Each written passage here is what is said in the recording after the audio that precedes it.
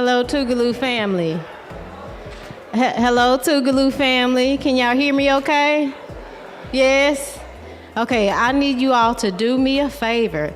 We're gonna act like we love one another today, okay? My name is Lauren Long. I chair the political science department. If you all would do me a favor and let's squeeze in as much as possible, we would greatly appreciate it.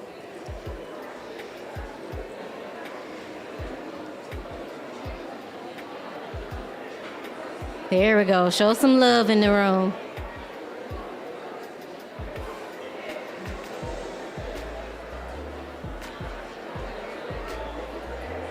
Ladarius.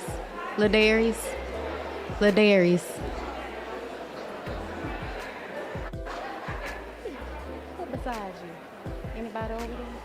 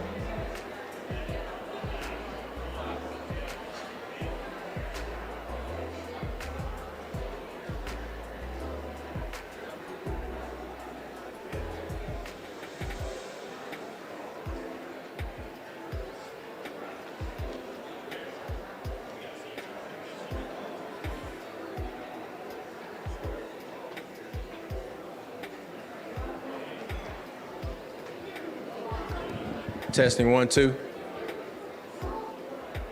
Check 1 2 2 2. Check 1 2.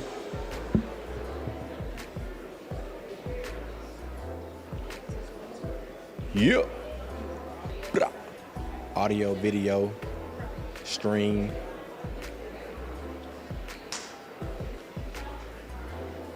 Yo. Check 1 2. Good.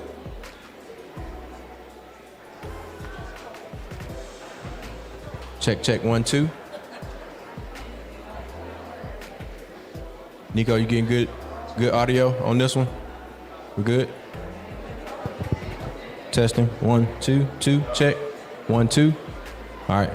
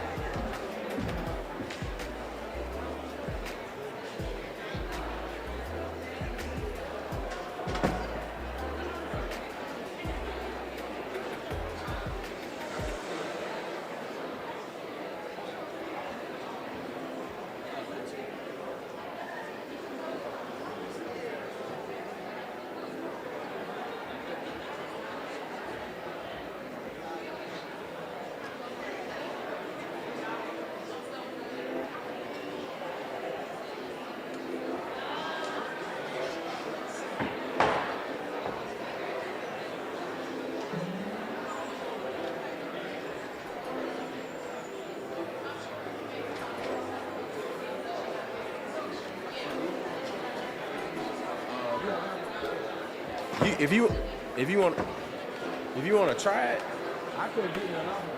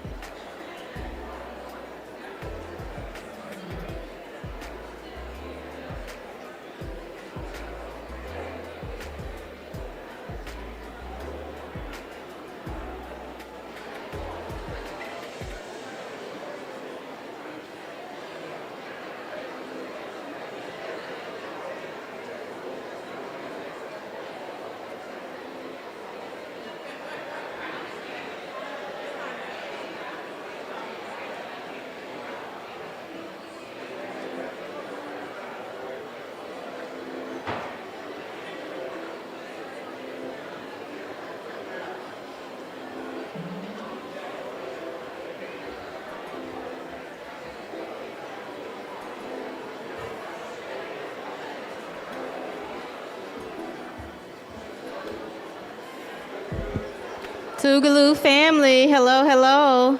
It's me again. If I could have your attention real briefly for some housekeeping. Thank you all so much. Again, if you don't know what solidarity means, it's going to be our mission that you learn today.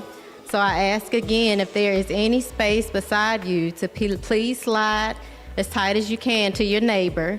We love you and we hope that you love us, so we're going to show you all that today. Just slide over as tight as you can for me.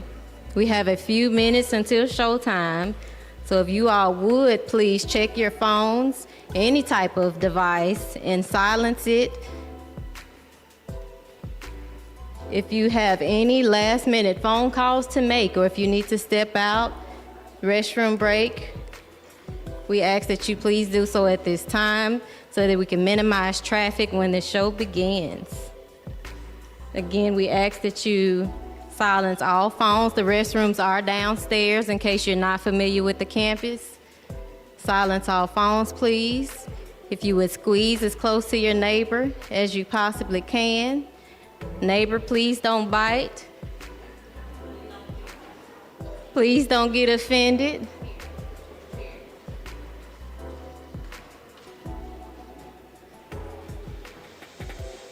All right. So we will begin momentarily. Again, I ask that you please silence your phones, and the restrooms are downstairs. Thank you all so much.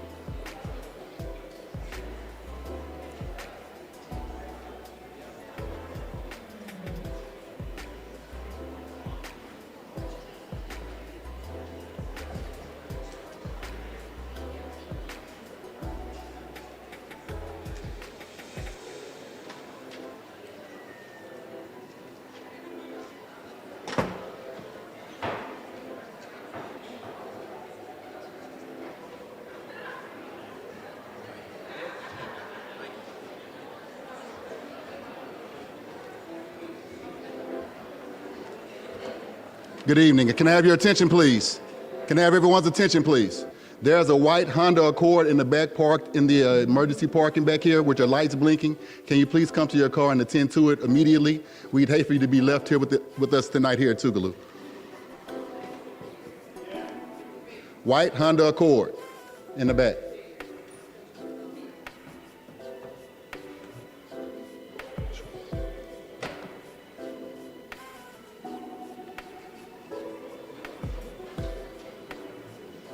Thank you.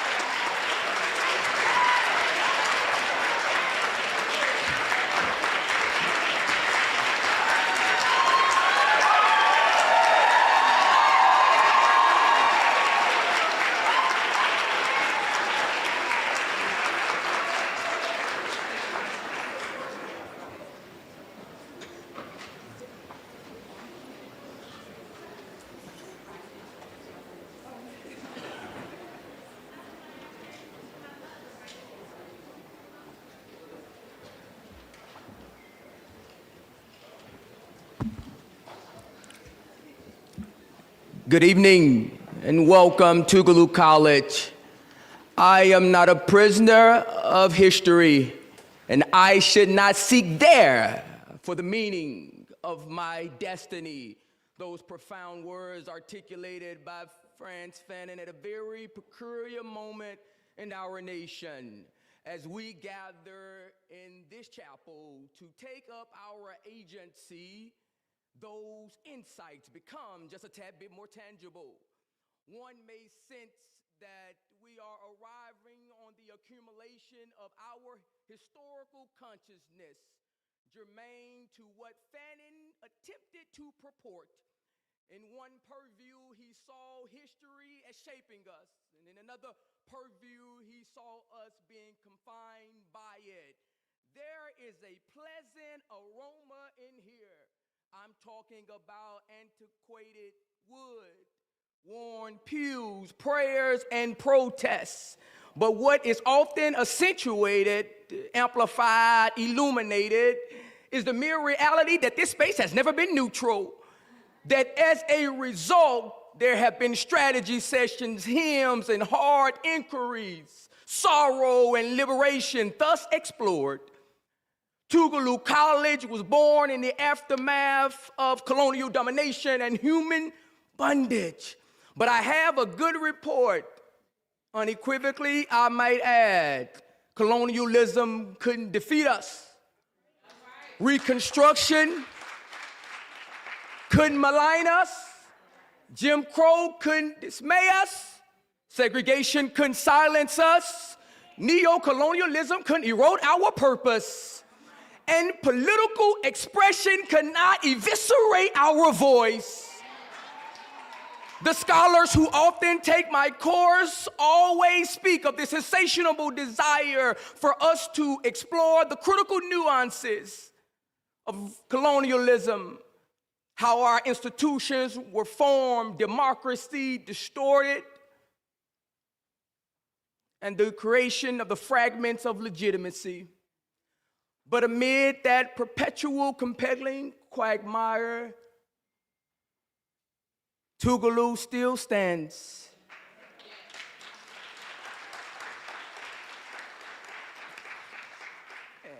Standing at the epicenter of both education and freedom, unmovable, unshakable, as we gather this evening in the spirit of that lineage, marked at a time in our country where there are renewed debates around not only freedom, but the mere reality of belonging. But what endures is Tougaloo College's unyielding commitment to standing on the shoulders of giants and piercing this cloud of oblivion with the force of our collective determination. It is in that spirit that we welcome a scholar whose life and indelible works mirror that rather seamlessly. It is in that same lineage that Professor Davis speaks of the realities that there shouldn't be separation from thought to justice, theory to action, and scholarship to courage. Professor Davis, your voice belongs in these very sacred walls, a chorus of not only educators, but also scholars who saw truth-telling in itself as a mere form of resistance. And so humbly as I know how, operating in a stratosphere I cannot even imagine, I literally want to say thank you. And on behalf of Tougaloo College, the Board of Trustees, President Lee and Cabinet, scholars past and present, and our incredible partnership with Mississippi for a Just World, it is my distinct, profound, and unmitigated honor to welcome you to a campus that has never retreated from its responsibility to history, to humanity, and to our collective future. Welcome to Woodworth Chapel, welcome to Tougaloo College, and welcome home. Thank you.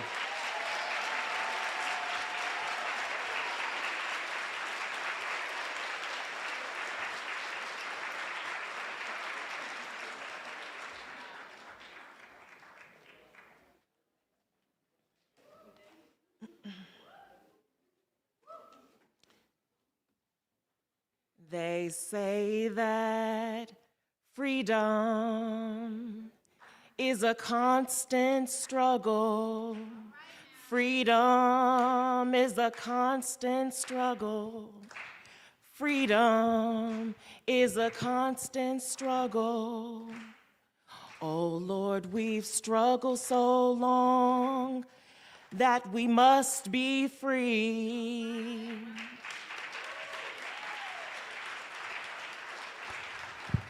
Assalamu alaikum. Peace be upon you all. Good evening. I am Candace Abdul Tawwab, co-founder and executive director of Mississippi for a Just World.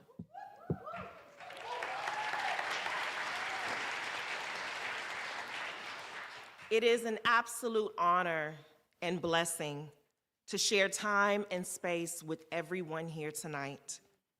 One of the most meaningful accomplishments in my life has been developing this organization with co-founder and Palestinian American Imad Al-Turk.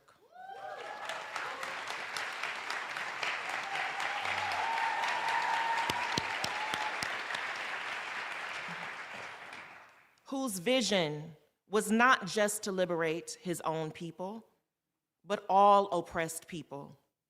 He and his wife, Karen Al-Turk, made a commitment to fund and support the work of Mississippi for a Just World. This process has not been easy for him, as he has been forced to witness the subjugation of his people to genocide by the State of Israel. A genocide funded by the US government, a genocide in which over 680,000 people, including over 300,000 children, have been slaughtered in the past 2 years. Our co-founder has personally lost 17 members of his own family. And I want to acknowledge his sacrifice and dedication to this work. So please stand again, Brother Imad and Sister Karen.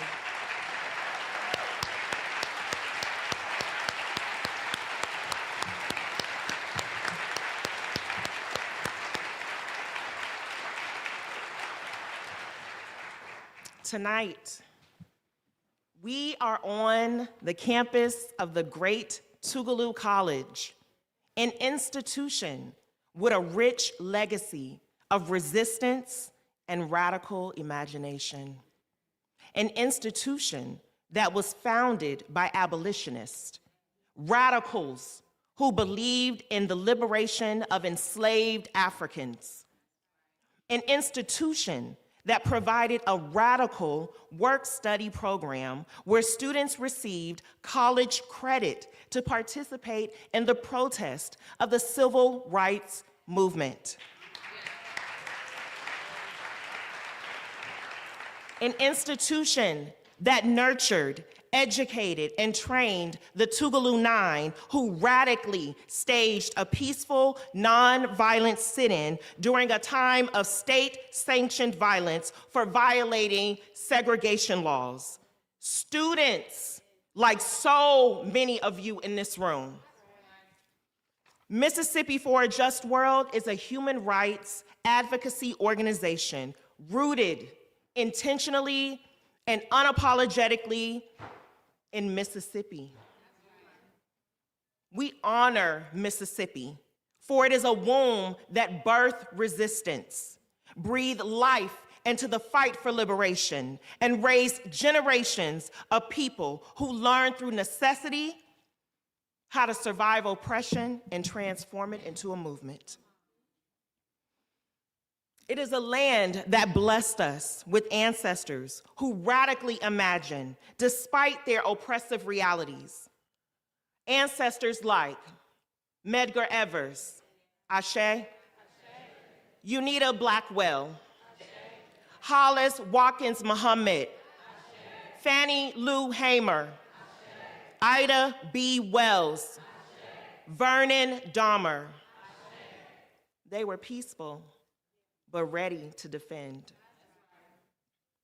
Our ancestors were radicals. And I know for many, when we hear the word radical, it strikes a nerve. It causes some folks to become uncomfortable. It causes some folks to shut down. But these reactions could be rooted in the concerted efforts of white supremacy to keep us docile, agreeable, passive, complacent, dismissive. Do we know the meaning of radical? Do we understand its significance? The definition of this word means to make a sweeping change to a system, to get to the root in order to dismantle. For so many of us in this room, including myself, we received our very first lessons on what the meaning of radical is by way of the Holy Bible. The countless Sunday school stories of our beloved Jesus, peace be upon him. For he was a radical, revolutionary, liberator for humanity. Do you hear me? It is within the holy book, the Holy Bible, and the Holy Quran where many of us learned that it is our duty to stand for justice against oppression. To truly honor and emulate our ancestors' legacy, we must embrace the word radical unapologetically. For if not for our radical ancestors, we would still be an enslaved people.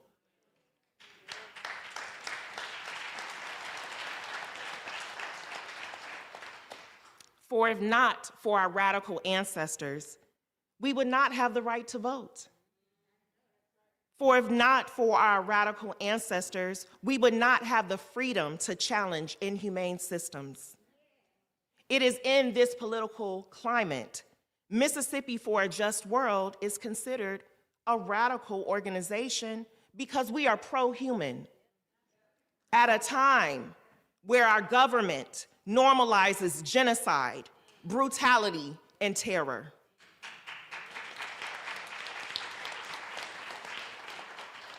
We support the protection of all humanity, no matter who your people are and where they come from. We do not become encumbered by classism, elitism, favoritism, or political convenience, all belief systems which serve to distort our moral discernment.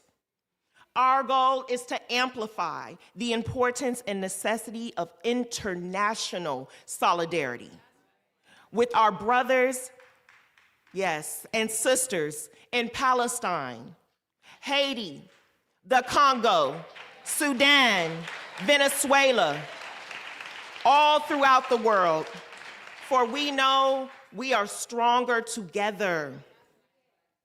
This is our North Star. This is how we dismantle the fascism, the terror, the violence, the disrespect and disregard for human dignity that we are witnessing every day. Human rights does not stop at borders. We reject hierarchies of worth that determine whose suffering is visible, whose grief is legitimate, and whose lives are deemed expendable. For we know who the real enemy is. And we know the tactics that they are used to keep us distracted, divided, and in conflict with each other. Our commitment is not selective, conditional, or transactional. It is principled. Dignity is not conferred by proximity to power. Justice is not reserved for those that are deemed acceptable or respectable. We do not capitulate to appease those in power. We do not dilute truth for access, silence conscience for comfort, or trade moral clarity for legitimacy. We move in the spirit of our ancestors, bold, principled, and unafraid. We inherit their radical courage, their disciplined hope, and their willingness to stand alone if necessary. We remember Assata Shakur, Martin Luther King, Kwame Ture, also known as Stokely Carmichael, Malcolm X, Marcus Garvey, Queen Mother Moore, Afeni Shakur, Sundiata Acoli, Fred Hampton, Geronimo Pratt, Fulani Suni Ali, Jamil Alameen, known as H. Rap Brown, Mutulu Shakur, Bilal Suni Ali, Safia Bukhari, and Chokwe Lumumba.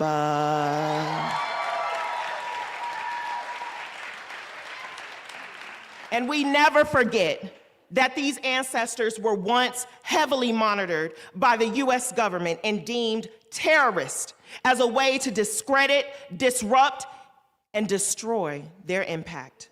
Because they chose to be radical resistors and disruptors of the violent institution of oppression Black folks have been subjected to since our existence in this country. Mississippi for a Just World is honored to bring before you not merely a program or a speaker, but a symbol of radical love, of radical perseverance, of radical brilliance, of radical resilience, and of a radical commitment to humanity itself. What we present this evening is an invitation to see clearly, to feel deeply, and to act courageously. Because the world we are fighting for requires nothing less. Family, I implore you to embrace fundamental change, to embrace the deep elements of our shared history, the strong convictions of the prophets of Scripture. I implore you to embrace your radical spirit, for it is the only way we will win in the name of humanity. Thank you. Free the land, free Palestine, free Congo, free Sudan. Thank you.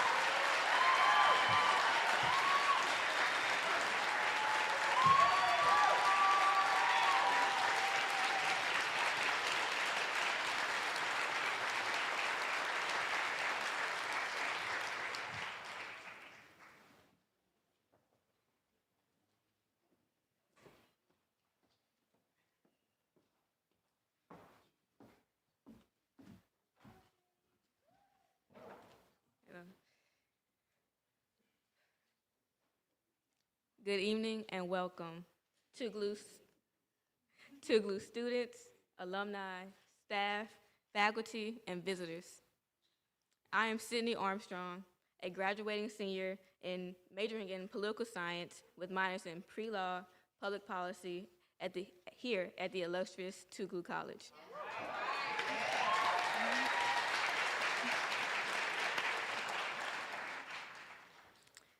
I'm glad to see faces I know and some I don't in the crowd tonight. This means we all know the importance of being here tonight. If you aren't sure of the importance of being here tonight, hopefully you'll be more enlightened by the words of our speaker, Professor Angela Davis. We are living in a time where our country is devolving, and we are witnessing horrors only seen on television and social media by my generation, from times and places that seemed to be far removed from ours. Yet here we are, looking at these atrocities of America's past in vivid and in living color here in 2026. Tonight, we are here to listen to Professor Angela Davis as she speaks on the injustices in America she has faced and fought against and their connection to the global struggle against oppression. Angela Davis grew up in Birmingham, Alabama, during a time when violence and racial terror shaped the everyday lives of Black Americans. In fact, she herself was a friend to Cynthia Wesley and Carol Robertson, two of the 4 girls killed in the 1963 bombing of the 16th Street Baptist Church. Her extensive work in activism shows that liberation is collective, intersectional, and rooted in courage. This is especially true for Black and brown people, LGBTQ+ people, women, immigrants, and all marginalized communities fighting against systems of oppression in America. Professor Davis' unwavering solidarity with the Palestinian people reminds us that justice does not stop at borders and that our fights are deeply connected. That's why I and other students are fellows at Mississippi for a Just World, to bring awareness to the connection between Palestine and the struggles of Mississippians. Her legacy inspires us to commit ourselves to political and social justice movements that uplift all people around the world and turn empathy into action. It's my honor to introduce Professor Angela Davis, a scholar, an activist, visionary, and a global symbol of resistance.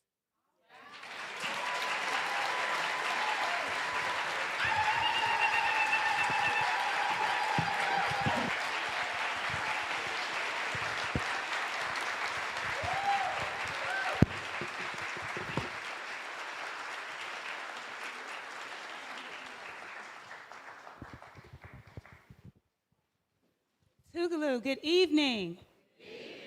You all hear us okay? Yes. How are you all feeling? Yeah, how am I? Thank you, I'm doing well. How are you, Professor Davis? Yeah.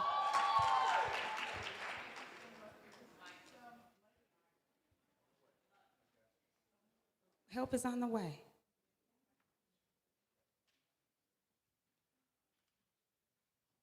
You all stay energetic now. Okay. All right, so I'll use this one. Good evening. As I was saying, now that I am finally here again at Tougaloo College, I'm feeling wonderful. And thank you so much for the phenomenal introduction, and thanks to all of the speakers before. I should say, may I say a few words before we enter into You may our do whatever you like. I spoke in this chapel some 10 years ago, in 2015, right? And I still have very vivid memories of that moment. It's been, it's inspired me over the years. I actually remember that there was a phenomenal a vocalist, an opera singer. Your daughter. Yeah, you know, I still hear her voice in my memory, and I go back to that moment.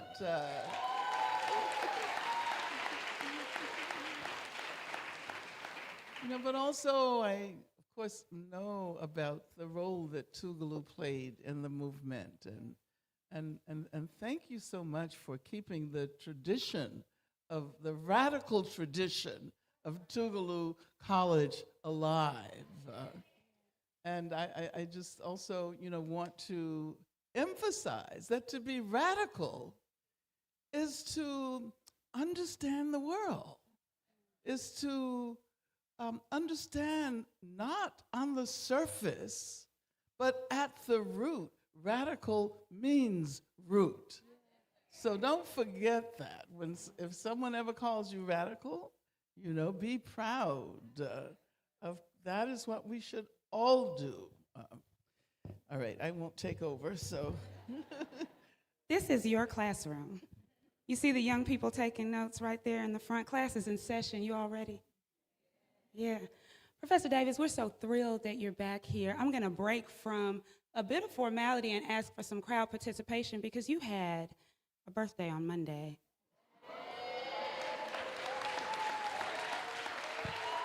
So on the count of 3, happy birthday, Professor Davis. 1, 2, this is collective, y'all.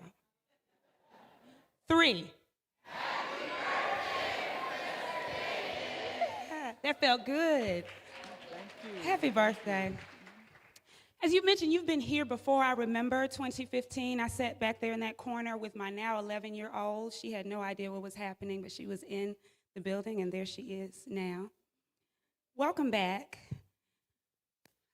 You've been not only here before, but you are from what we might say is right across the street.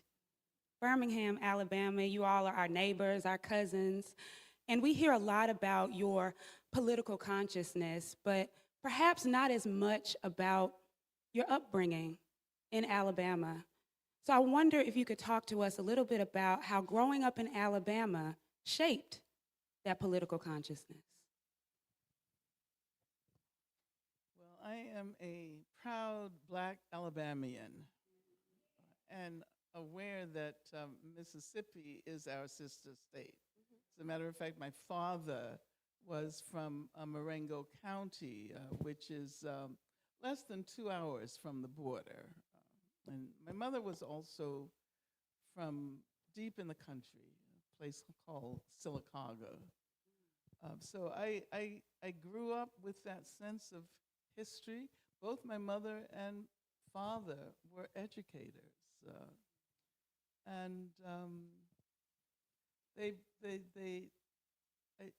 It took me a while to realize that I was following in their footsteps when I became a teacher. Education was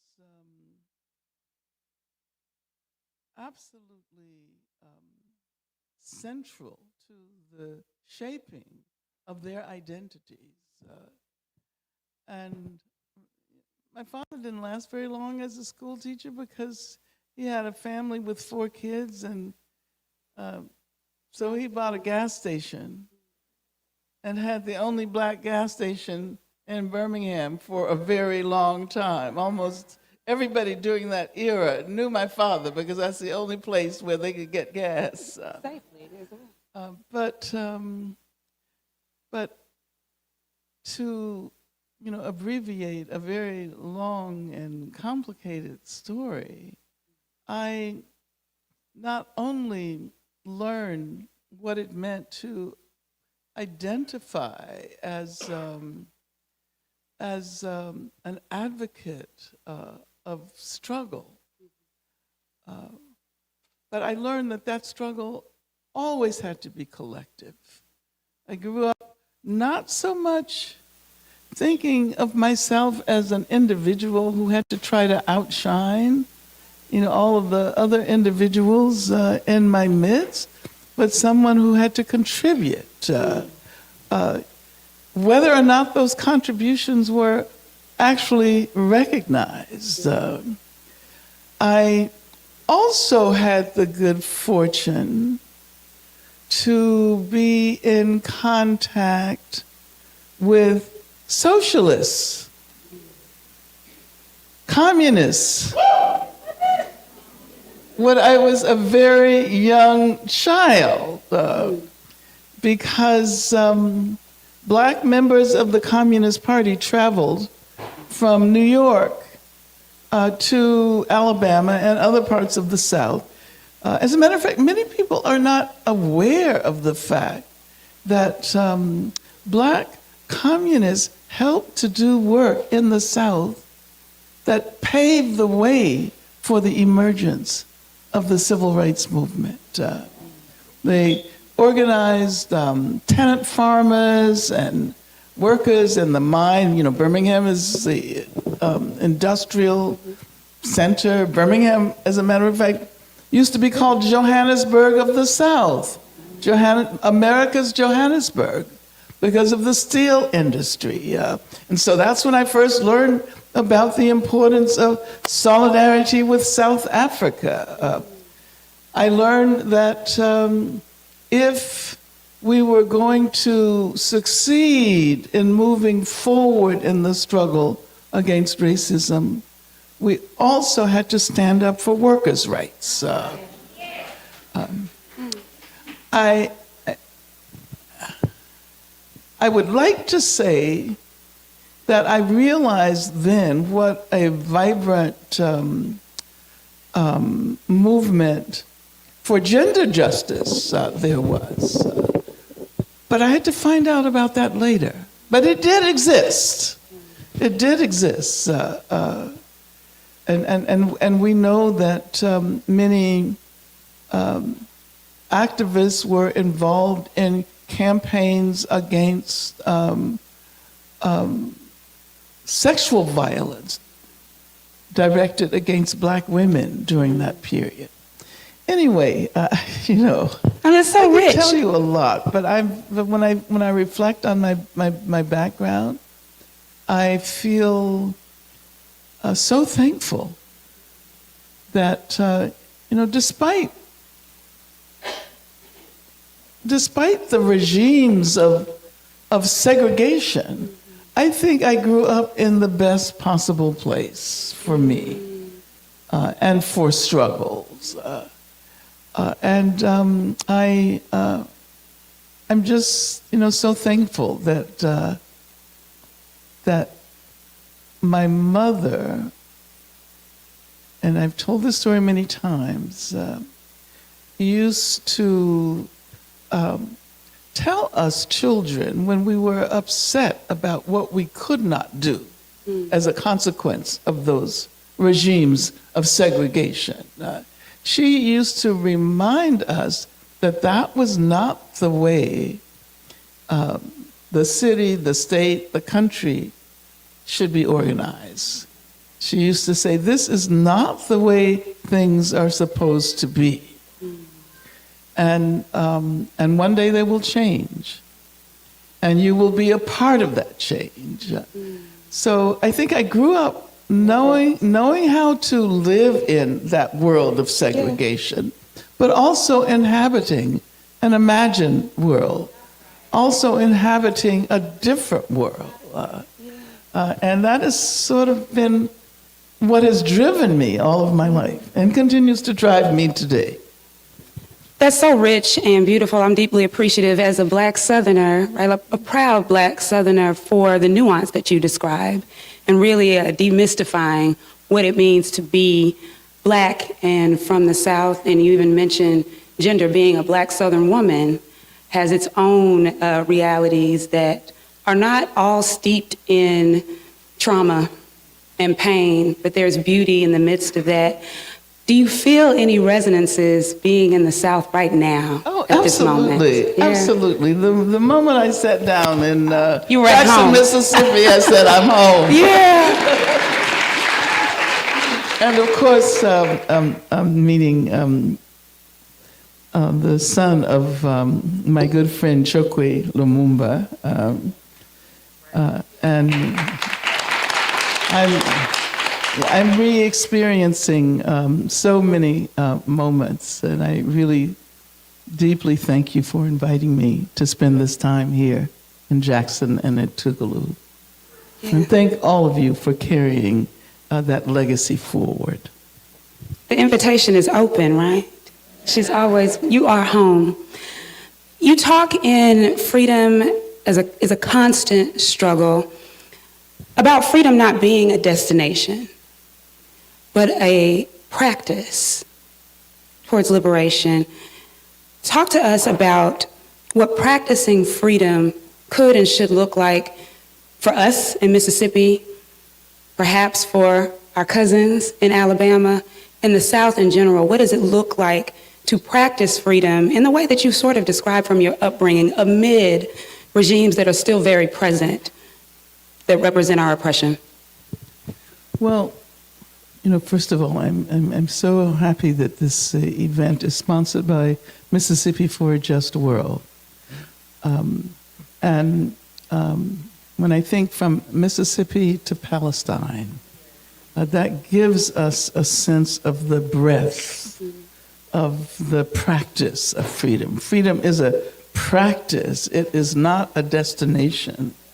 We often think of freedom as a place or as a time or as something to be achieved. But when we get there, what do we do? How do you know what it is? I mean, do you just stop? That would be rather boring, wouldn't it? I mean, the Palestinians have taught us how important it is to engage fully in the practice of freedom. And that practice is a continual practice. That practice is not an individual practice. And living in the capitalist United States of America, we tend to imbibe the individualism that has made it difficult for us to really understand what human beings are supposed to be and the social essence of humans. Not only humans, but all of the other non-human beings with whom we cohabit of this planet. We are not primarily individuals. We are social beings, which is not to say that we have no individuality, because there are so many beautiful individual ways of engaging in the practice of freedom. So to be opposed to individualism is also to embrace individuality. And let's remember that dialectic. And so I would say, yes, as the Palestinians have taught us, freedom is a collective practice. It is a practice that is not to be engaged in only for the sake of achieving a particular goal at a particular moment. It is a practice that continually broadens itself, that multiplies itself, that has to be taken up by others in order to fulfill itself. I often mention a conversation I had with a Palestinian man who was a shopkeeper when I visited Palestine some years ago. I was on the West Bank and was talking to this man who told me that as long as there was a single olive tree left in Palestine, he and his people would continue to engage in the struggle for freedom. And I have never forgotten that. But to summarize, let's remember that freedom is not a goal. We often think of it as a goal. And as Nelson Mandela pointed out, on that long walk to freedom, you think you may have arrived, but when you look ahead, you see new vistas. And finally, I think I would say that in the process of engaging in that freedom practice, we acquire more awareness and knowledge of the very nature of freedom. We cannot imagine now how people 50 years from now are going to be positing their ideas of freedom, are going to be engaged in those struggles. I often like to use the example of the importance of standing with the trans community today.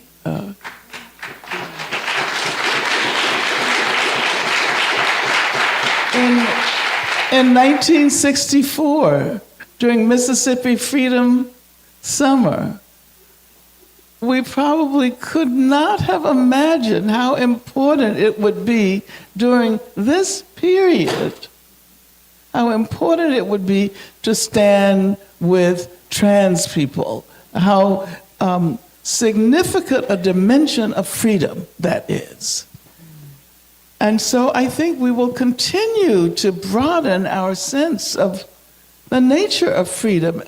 And that can only happen if we are engaging in the collective practice of freedom. That's all right to participate.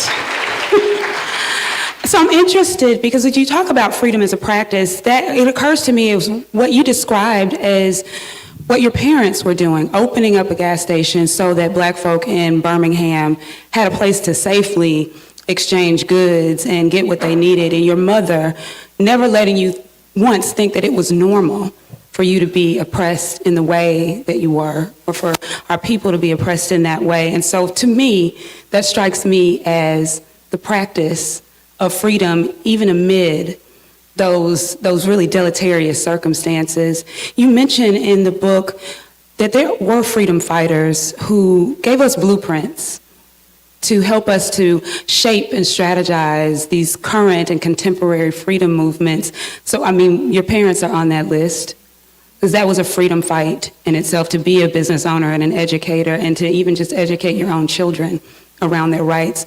But what other freedom fighters come to mind when you think about the blueprint that we have, sort of the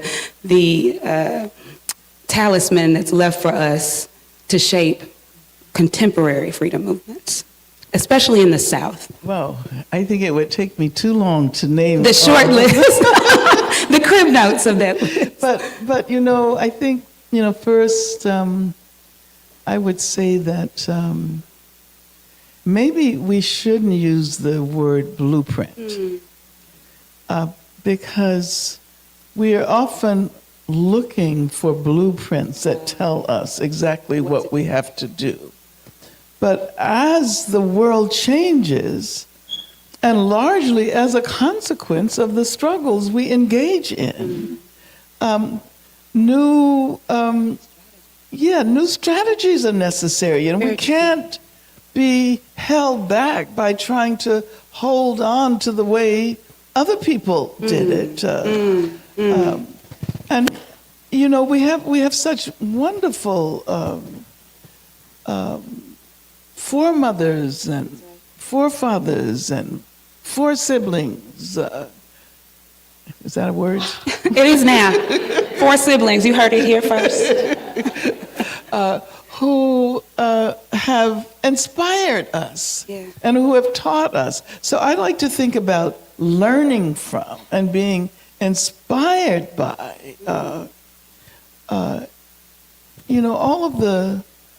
all of those who came before us. And Mississippi has a long, long line of ancestors.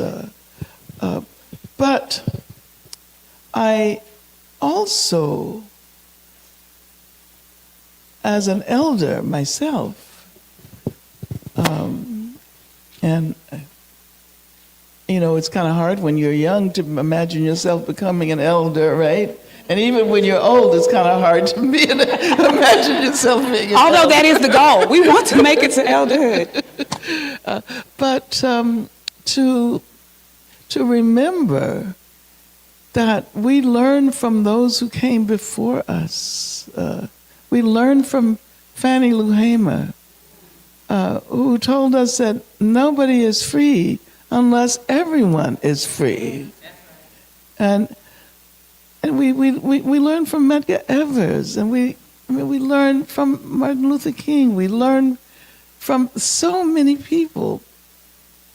But we also have to learn from those who are still here. That's right. That's right. We also have to learn from those who are fighting for their future. So that means we have to learn from the young, as well as the elders and the ancestors. And I'll tell you that as a young activist myself, I remember really being put off by people who would talk, well, what does the youth want to do? Or we should figure out what the youth is going to do in this.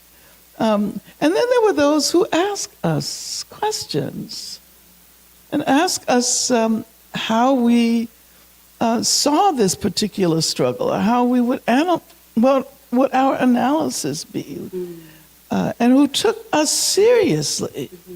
And I remember as a very young activist thinking, that's the kind of old person I want to be.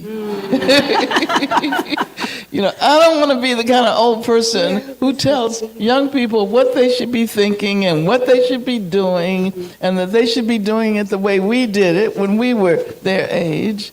I want to be the kind of old person who learns how to think as a consequence of the new radical imaginations of young people. So I love that. Yeah. But there are fewer limits. They've not seen as much, so they imagine perhaps even more broadly. And what freedom movement can we point to where young people weren't at the forefront? Every freedom movement. Globally. Every freedom movement. Globally. And I love that the young people are here. Y'all are going to go to class tomorrow and just disrupt, right? We apologize. No, we don't. No, we didn't say that. I speak for myself. So you brought up the shop owner that you met in Palestine, and you often talk about understanding local struggle as a part of global movements, that we don't struggle in a vacuum, and that we have to have a clear understanding and context for the way our struggles are often mirrored globally.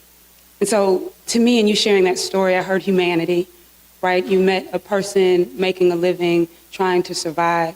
And I wonder, for these young people who we are charging to speak up and to teach us and to guide and lead in all of these other ways, how do we also, or what is your advice for them connecting the local struggles here in Jackson, here in Mississippi, in the regional South, to global movements and global struggles across the continent of Africa, in Palestine, in Haiti? How do they make that connection as they step up and speak up?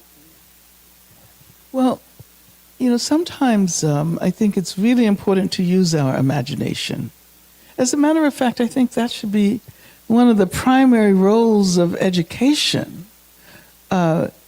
Children should learn how to discover and rely on their imagination. They should learn what it means to imagine that which one cannot necessarily see before one's eyes.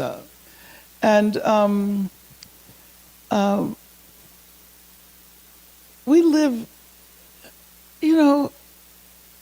if you think about it, we're living on this tiny little speck of a planet in a universe, or many universes that are infinite. I mean, why do we think we're so important where we are?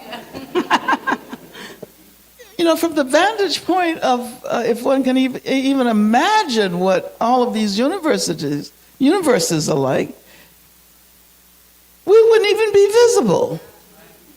We're so insignificant.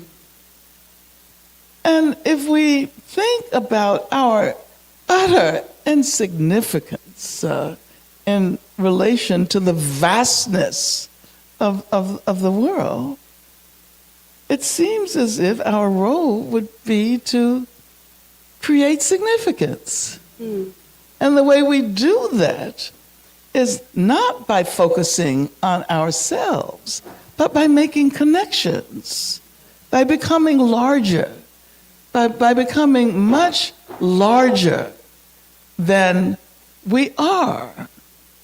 I was, when I was very young, I had this idea that that I needed to get out of the South, which I did. I ended up going to high school in New York. And so I kind of thought that when I got to New York, that I wouldn't be as like hyper aware of racism. Got to New York. Well, see, the thing is, we didn't even have a vocabulary in those days. I'm talking about the late 1950s. But I sensed that there was something really wrong. I didn't have the language, but I knew that I hadn't moved beyond racism. And so, I was studying French and reading French literature, and I was really taken by liberté, égalité, fraternité. And I said, oh, okay. It may not be here in New York, but if I could only make it to France, I can find it. So I went to France, I went to Paris, and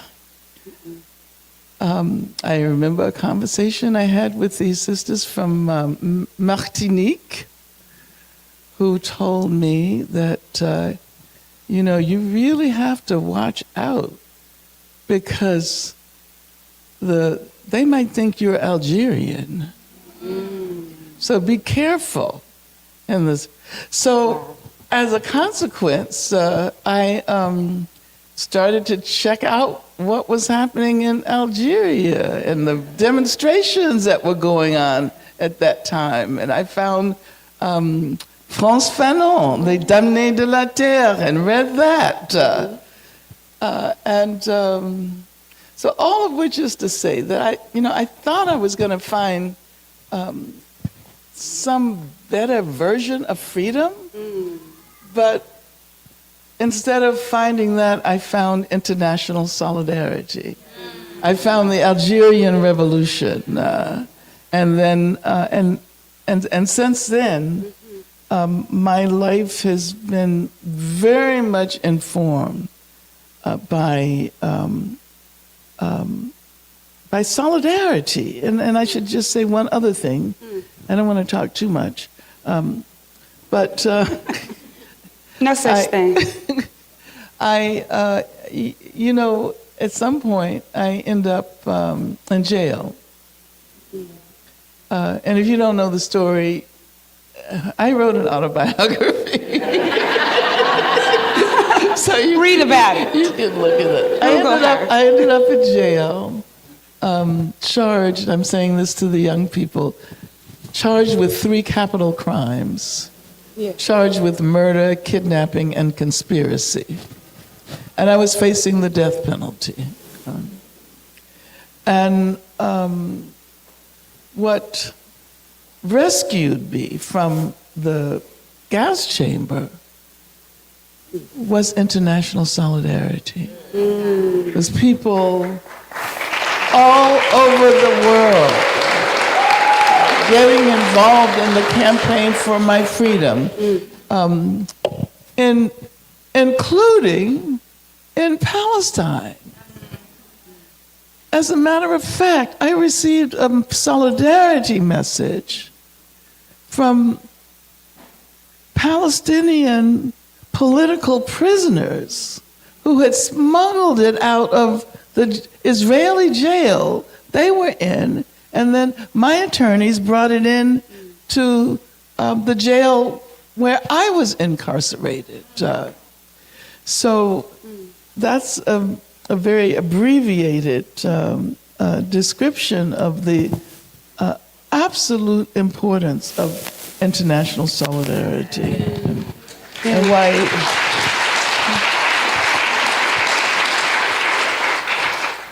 And would you say, or is there more that would define what meaningful solidarity looks like, especially considering the things that seemingly divide us, right? Social position and multiple identities in different spaces. What does meaningful solidarity look like?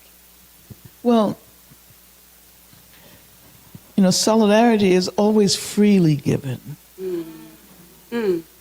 It is, one never expects anything in exchange for solidarity. Wow. It is not a relationship that is defined by exchange. And solidarity is, I would say, an absolutely essential element of the collective practice of freedom. Yeah. One cannot be free alone. And this is, if you want to understand why the state of Israel is so deeply opposed to the practice of freedom, ask yourself, in all that you've heard about what Israel has done, can you think of one example where they have assisted another people to achieve their freedom? The narcissistic quality of the way in which I'm not talking about all Israelis, because there are Israelis who have engaged in solidarity with Palestine. I'm talking about the state of Israel. Can you give me one example of gestures that have been made by the state of Israel toward helping another people? One example that is not solipsistically focused on representing the Jewish people as the a target of a form of oppression that has no equal in the world. When you begin to play those oppression Olympics, when you begin to talk about you're the most oppressed, your people are the most oppressed in the world, then that means you don't really understand the nature of freedom.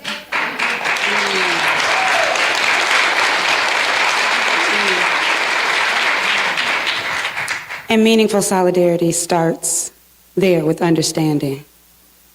And it's equality. It's solidarity is always a relationship of equals. It's about this deep egalitarianism.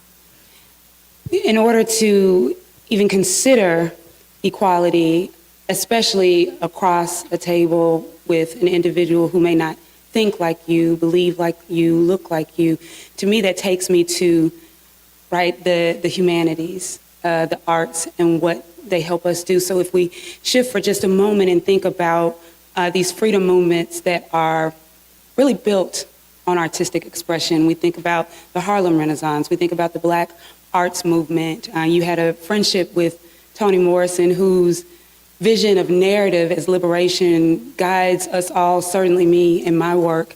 But I wonder your view on art and how it can contribute to not only solidarity, but this practice of freedom. And in many instances, historically and even in our contemporary time, do what politics cannot do. Yeah, absolutely. Thank you so much for formulating it in that way.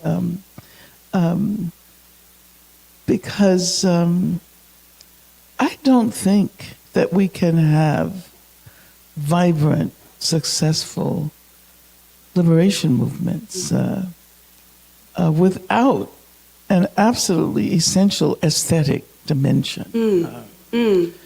And if you take the long freedom struggle, the long Black freedom struggle, for example, in this hemisphere, and we're talking about almost 500-year-old struggle, which, I stop sometimes to think about it, and I think, that is absolutely amazing that Black people have not stopped struggling for some 500 years.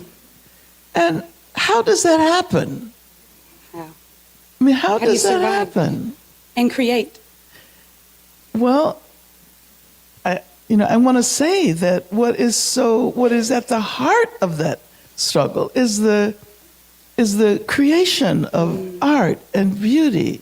For a long time we had this very bad habit of only representing slavery as trauma, as violence, and forgetting, as Toni Morrison pointed out, that there's something else there. It's not just about the violence. It's not just about the traumas. It's not just about the horrors. And as a matter of fact, the most remarkable thing about the Black freedom struggle is that in the midst of all of that, because we can't deny that violence and that trauma and those horrors took place, but in the midst of that, Black people learned how to create beauty. Yes.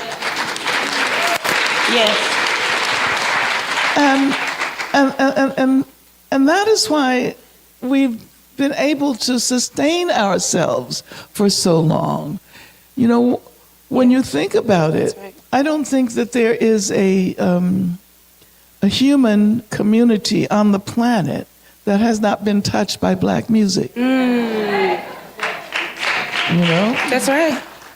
Touched and grooved by Black music. Exactly.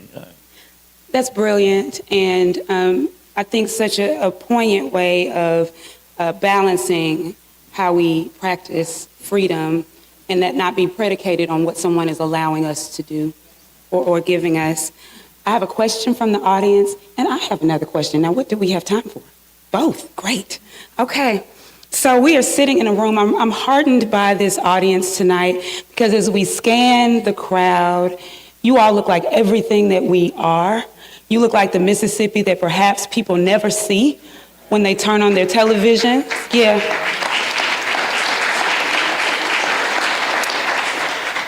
And so I'd like to ask for you to take the opportunity to give a charge to us, one that aligns with us doing more of this, coming together for understanding and solidarity, but also what our activism should and could look like given the way that this space has come together. You want me to? Okay. Please. I'm looking out at the audience. I know, it's breathtaking. It really is. It's breathtaking.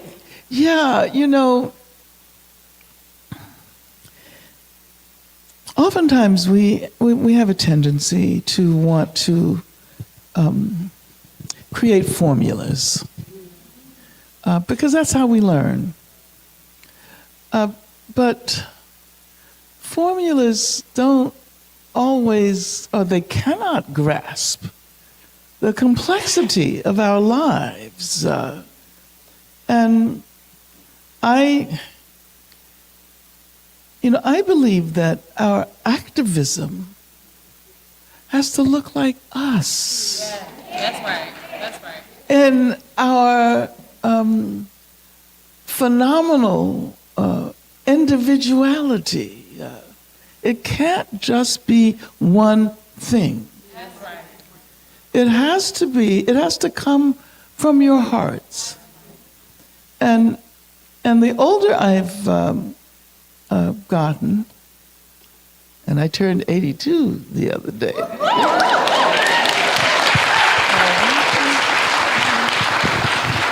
the more I recognize that we can't be afraid of our own passions. We have to, what we have to try to do is discover our passions. And those passions are individual, right? Not everybody loves doing the same thing. So you have to find something that you truly love, something that will take you from here to there, something that you're not going to do just because you think it's right. I mean, it's great that people do what they do because they think they need to do it. But that's not going to last that long. You need something that comes from your soul, something that comes from your heart, that you enjoy, that fulfills you. So I think I would say that our activism has to provide ways of fulfilling our own individualities. So, if organizing is boring to you, do something else. But you're an amazing poet, and you pour your heart into your poetry. Take your poetry, and that will be your activism. And then you have those who love organizing, like there's a whole crop of you in the audience who are very passionate about organizing. And that's how they fulfill themselves, but don't feel that you have to do what somebody else is doing if you don't have the propensity to do it. You can't find yourself in doing this work, in doing this freedom work, and engaging in this freedom practice. You also have to find yourself and learn how to love yourself in the process of finding yourself. That's beautiful. That's beautiful. Yeah. I love that. I love the concept of perhaps activating this sort of God-given calling, that thing that keeps you up at night and wakes you up in the morning. And how boring would it be if all of us were doing the same thing? Something would go unchecked. I have an audience question submitted by Dr. Shauna Tillman. Dr. Tillman, are you with us? Okay, you all tell her we asked her question if you know her. Oh, great. You're going to tell her. Text her right now. Okay. So Dr. Tillman, she contextualizes her question talking about historically how Black women have sustained, maintained, led, been at the center of so many freedom movements, however, still pushed to the margins by sexism and status quo. And as I ask this, I'm even thinking about how you shared your mother's activism across whatever table that was, in whatever room of your home that was activism. But Dr. Tillman wants to know what it looks like to practice movement leadership that truly centers Black women's care, safety, and political imagination. Great question.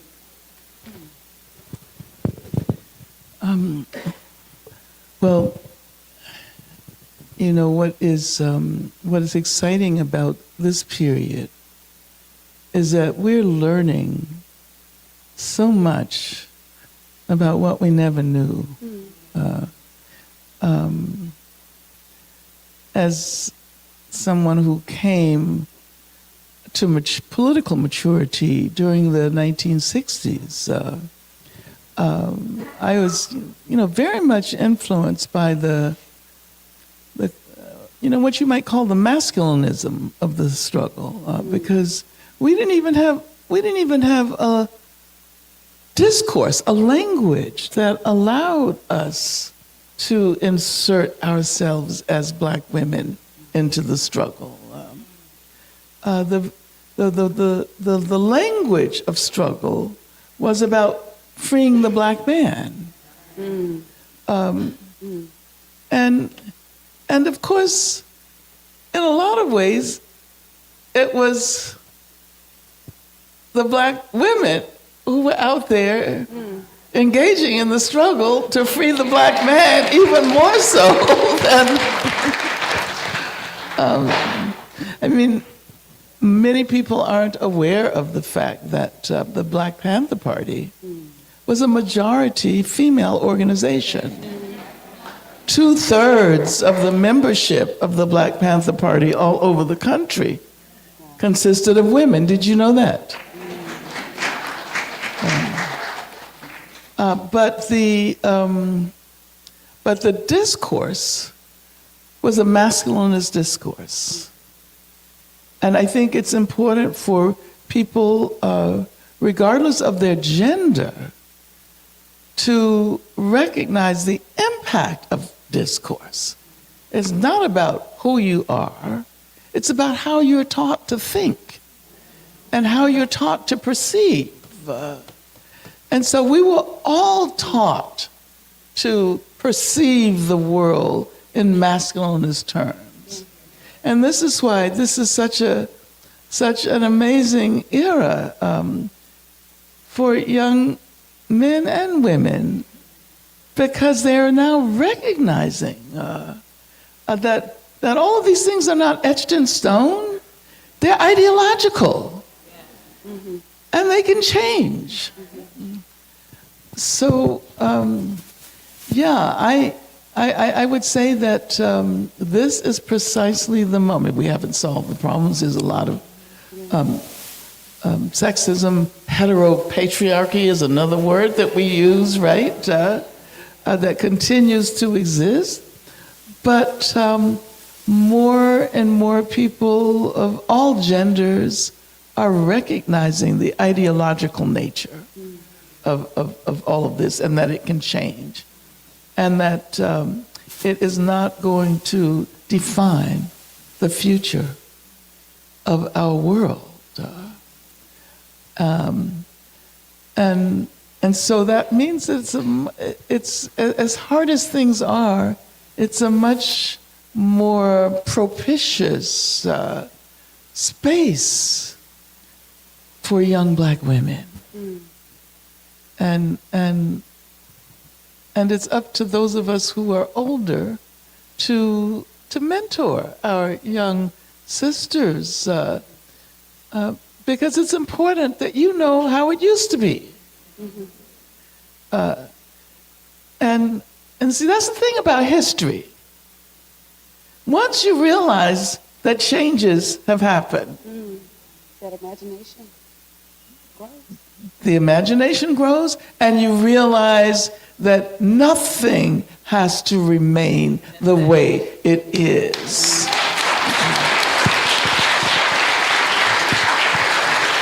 And, you know, I've been opposed to capitalism since I first read the Communist Manifesto when I was like about 15 years old, maybe 14. And, you know, there was a time when I was absolutely convinced that capitalism was coming down. Yeah, we were not only going to end racism, we were going to end capitalism. Well, of course, that was a very exciting moment when, you know, all over Africa there were freedom struggles, and the Cuban Revolution, and you know, there were so many ways in which we were inspired.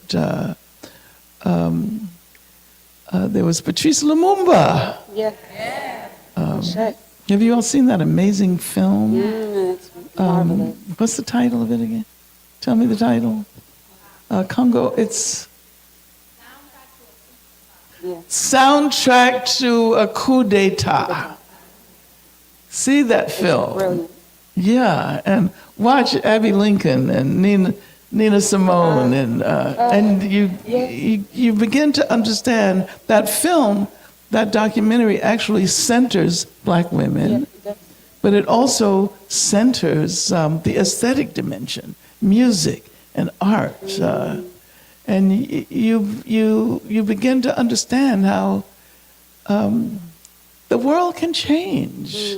It doesn't always change in the way we want it to. Like I often say, we knew we were fighting a revolution, and we knew we were going to be successful. But it turned out the revolution that we thought we were fighting was not the revolution we achieved. Because, I mean, there's some really important victories that we did not win, such as this struggle to defeat capitalism. It's still here. But then on the other hand, when you look at how the world has changed so substantively, and how we're able to think very differently from what was possible in those days. I mean, how we can imagine Mississippi to Palestine. You know, if someone had told me in the 1960s when I first became involved in Palestine solidarity that there would be, you know, an organization in Mississippi that takes up the Palestinian cause, that would have been absolutely unimaginable. But now it is imaginable. And Palestinian freedom is imaginable. And the freedom of the people in Haiti and Congo. So in many ways, we're fighting to expand our imagination, too. Fighting to expand our imagination so that freedom practice, regardless of the intended outcome, is necessary because there's still seeding. There's still an outcome to be had that's necessary. Yeah, and I think we have to expand our sense of what is possible to include that which is imaginable, because that's substantive, that's real. That which is imaginable. And not just assume that there is going to be a concrete victory over a government overturn, or, you know, whatever, that is going to be what we're fighting for. We're fighting to expand the possibilities not only of the human, but of all of those that inhabit this planet. You know, which means that we have to think about our climate. That has to be absolutely essential to our freedom practice. We can't just move along assuming that we have to do nothing about the environment and climate change, because we can't just forget about all of the other beings with whom we cohabit this planet. We can't forget about, you know, all those poor cows. I mean, I'm serious about that people eat, but who have terrible lives and who are brutalized day after day. And all of the brutality that is involved in the capitalist process of manufacturing what it is humans eat. And the thing is, nutrition is supposed to make you healthy. But most of the time, that which is supposed to make you healthy only makes you sick. It gives you cancer. So we have to be holistic in that way and think broadly. That's why the imagination is so important. Because if we don't educate our imagination, if we don't educate the aesthetic imagination, then we will never be able to grasp, you know, what kind of world we live in and what kind of world we want to struggle for in the future. Yeah, that's our homework, to struggle to expand our imagination. Y'all got it? Join me in thanking MSJW, Tougaloo College,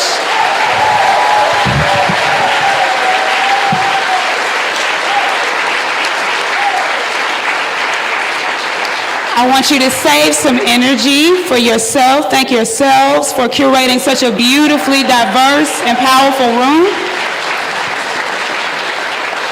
That's all y'all got for yourselves? All right.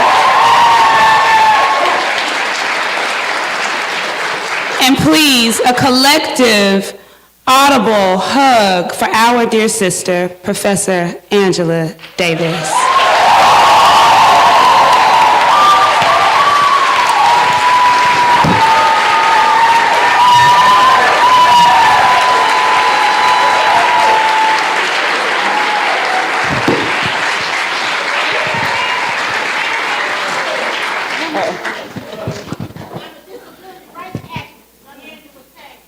Okay.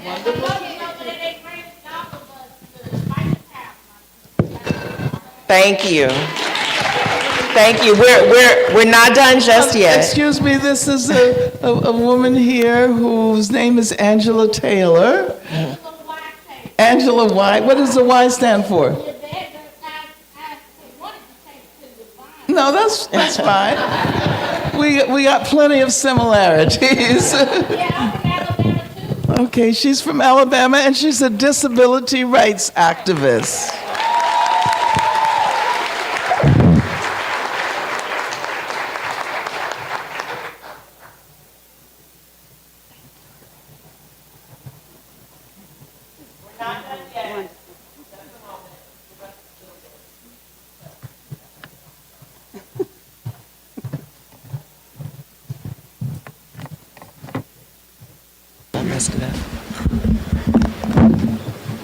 All right, I want to call to the stage the 93rd president of the Tougaloo government, the Tougaloo Student Government Association, Morgan Stanley, as he is about to do a special presentation. Where are you, Morgan? Okay.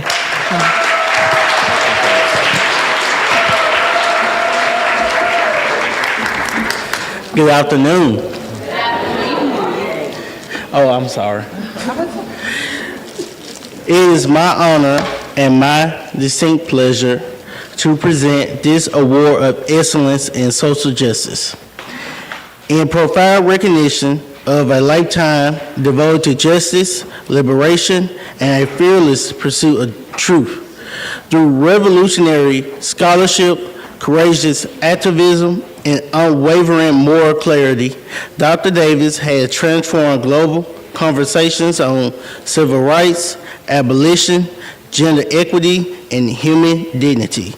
Her legacy stands as a testament to power of resistance, the necessity of hope, and enduring strength of collective action.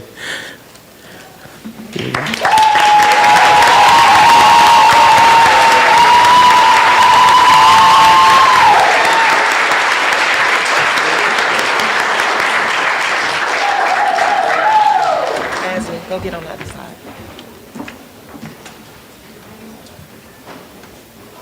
Here we go, 1, 2, 3, 4, 1, 2, and 3.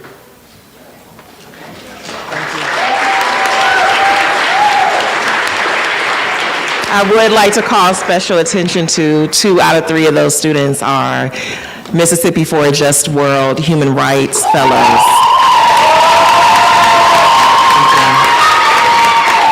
Okay, so we are going to have closing remarks by my brother in the struggle, my forever mayor of Jackson. He represents the Lumumba family. If not for the Lumumba family, this event would not have happened. It is through the legacy of Nubia and Chokwe, Lumumba, the path that they created,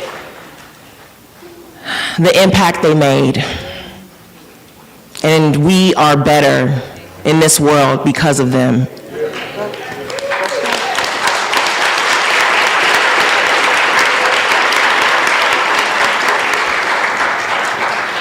Attorney Chokwe Antar Lumumba also serves as my legal chief, my chief strategist at Mississippi for a Just World. So he moves this work And I'm just very, very blessed to have him as my brother.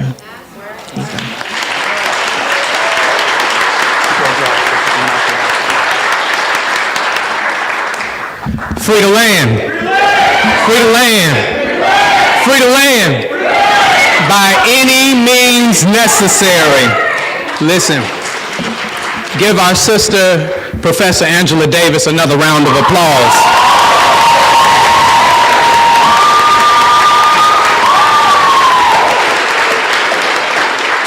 Please also give the beautiful and brilliant moderator a round of applause, Dr. Ebony Lumumba.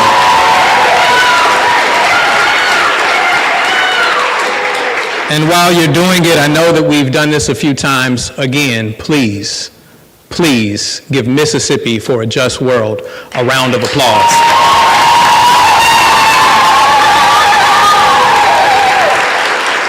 I'm so full in this moment. Please lift me up. Sometimes I find it difficult when I have so much that I'm wrestling with in my head because I'm leaving this event full. I'm leaving it full because we need to take so much from this moment, right? And so I've been asked to do closing remarks, and so I want to think about what we've heard today, right? But before I get to what we've heard, I want to tell you what we heard before we got here, right? We heard about people trying to push back on this event because fear that we were trying to radicalize the students at Tougaloo College, right? First, they must don't know who Tougaloo College students are, right?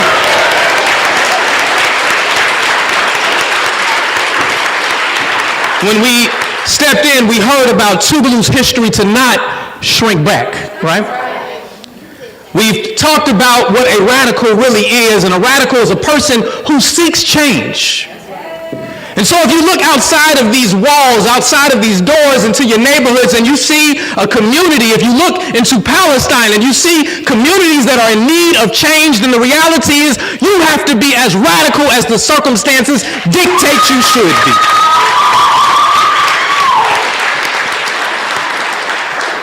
We're grateful that our sister Angela Davis was bold enough to tell us of her experiences and her influences and also the threats on her life. Yeah. These distractions that my sister Candace talked about, that we have to be prepared for.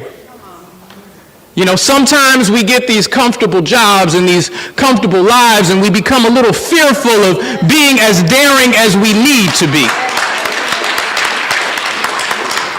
But please be aware, there's no such thing as part-time freedom. I'm gonna be free someday type of freedom. Freedom is either freedom or it is no freedom at all. And so this isn't an event. This isn't an academic exercise. This moment is a commitment. This moment is a lifestyle. You know, we're on the new year and all of us talk about the diets we're going to go on, right? Only for us to try out these diets for a few weeks and then they don't work out. And the problem is you're never going to see the change that you need to see until you make it a lifestyle change. And so I want to remind you to be cautious, and I'm going to steal this one from my wife. Cautious about a single narrative. A single narrative that tells you who you are, that who people in Palestine are, and tell you that the division is over spirituality and religion and not about people who are being oppressed every single day and massacred, the genocide that takes place. You need to be cautious about these single narratives. That's right. Telling you how you should feel about those who wage war and disrupt on your behalf every single day. Yes. Be cautious about the single narrative. And so I'm going to ask you to do something. I'm going to pull out the Baptist preacher that I don't know where it is, but it must be somewhere in my family, right?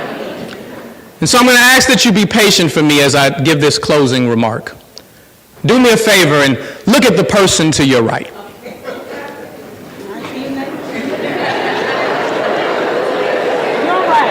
Your right. You know where your right is, right? Now, okay, stay with me. Stay with me. Look to the person on your left, right? Now, the person that you just looked at, right?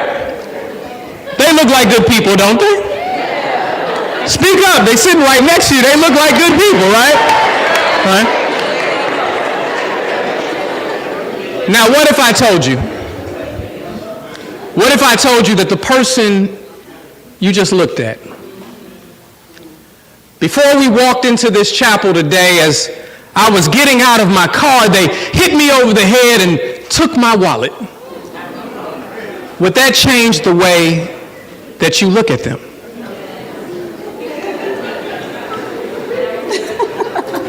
You see, for those of you who have said or who have thought that that might change the way I look at them, there lies the problem. Because just because I say it doesn't make it so. Just because I say it doesn't make it so. And that's what we call the power of the accusation. Simply being accused of something, simply having someone say something negative about you allows us in our human instinct to view people differently. That's right. Be cautious of single narratives. Yes. Be cautious of the power of the accusation. That's right. Understand that you have a charge leaving this room. Your charge wasn't just to get an academic exercise, but to be led to change. And I want you to look on the back of your programs this evening, because there is a Scantron that you can scan this. And forgive me if I didn't say it right. My team messes with me all the time about not being that tech savvy, all right?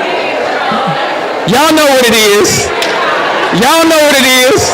Take out your phone and take a picture of it, all right? And I want you to get involved.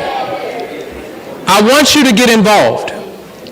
We talked earlier, Professor Davis talked about if you find organizing boring, that if you're an artist, you know, you can do poetry or you can paint a picture of revolution. You can get involved in any way that the Creator has gifted you to get involved, right? And one of the ways that you can get involved, because this work, what we are building, what we are supporting, the people that we are trying to hold accountable, this work does not happen for free. And so you can donate to this cause. And so I'm charging you to support. I'm charging you, if you like what you heard today, young people, this isn't about teaching you what to think. This is about letting you know you have the power to think, right? You have the power to think. And so we need y'all engaged, all right? Again, free the land, free the land, free the land by any means necessary. Thank you.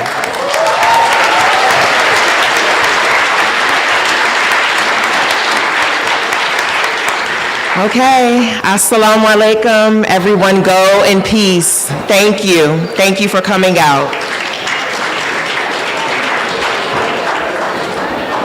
That's good.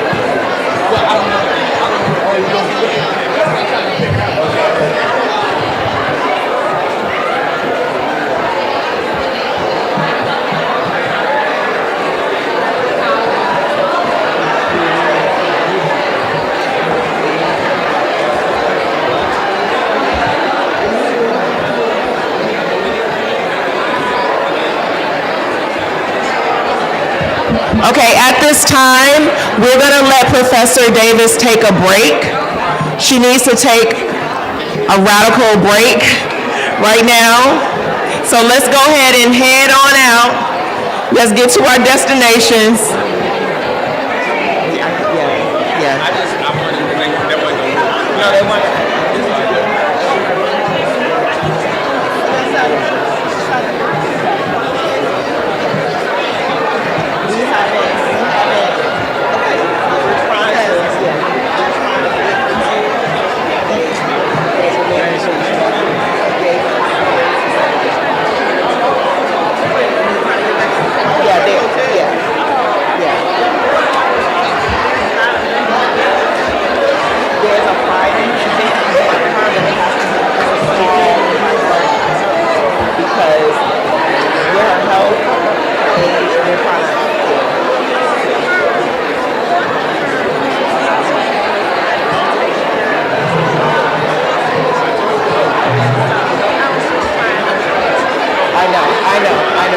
We gotta get her going.